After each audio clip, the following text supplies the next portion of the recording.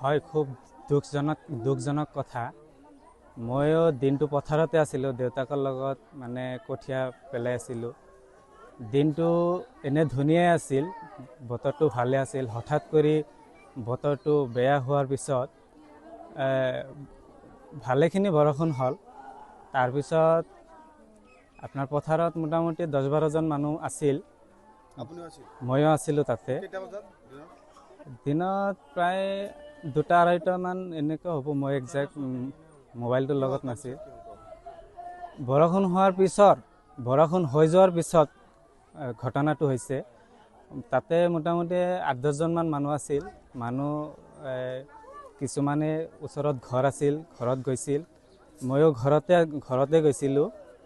মই ঘৰৰ পৰাই দেখা পালোঁ যে মানে হঠাৎ কৰি এটা শব্দ হ'ল। শব্দ হোৱাৰ পিছত আৰু বজ্ৰপাতটো হঠাৎ কৰি হৈ গ'ল। হৈ যোৱাৰ পিছত আৰু এইখিনিয়ে ঘটনা। তাৰপিছত আমি গ'লোঁ, যোৱাৰ পিছতে আৰু মানে শব্দ নাই আৰু গা চা এনে পৰি আছিল মাটিত। মানুহজন হেনে শৰীৰটো দেখা নাই, কিন্তু মূৰত এটা গামোচা আছিল। গামোচাটো একদম ফাল্টা হৈ গৈছে ছিঙি কিনে। নাই, সেইকাৰণে মানুহটো তাতে আছিল বুলি আমিও গম নাপাওঁ।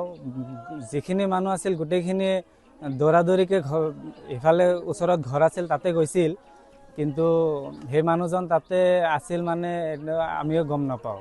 তাতে অলপ তাতে স্পটত আমি সেনেকৈ দেখা পোৱা নাই, পিছত ওলাব পাৰে।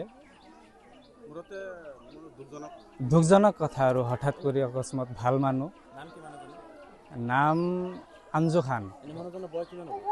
বয়স আনুমানিক 55-60 এনেকৈ হ'ব। ঘৰ হৰিপুৰ চকপাৰা। মোৰ নাম ছানিদুল ইছলাম।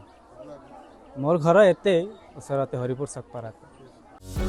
যিকোনো খবৰৰ বাবে যোগাযোগ কৰক আমাৰ এই নম্বৰত 9181 307 221।